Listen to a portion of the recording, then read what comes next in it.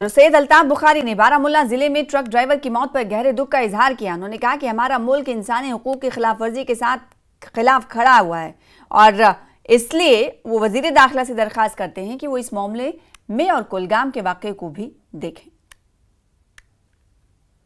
आज एक हादसा हुआ है जहां पर एक ट्रक ड्राइवर जो है उनकी मौत हो गई। आपने एक्स पे पोस्ट भी किया था उसके बारे में। बदकिस्मती की बात है, ट्रिगर हैप्पी नहीं होना चाहिए। अगर वो नहीं रुका तो शायद उसकी ट्रक के टायर्स को निशाना बनाया जा सकता था और सरकार को चाहिए कि इसमें छानबीन करें। इसी तरह कठुआ में एक हादसा हुआ है, मैं उसकी बड़ी मजम्मत करता हूं। हम लोग इन्वेस्टिगेशन में खास ख्याल रखेंगे ह्यूमन राइट्स का।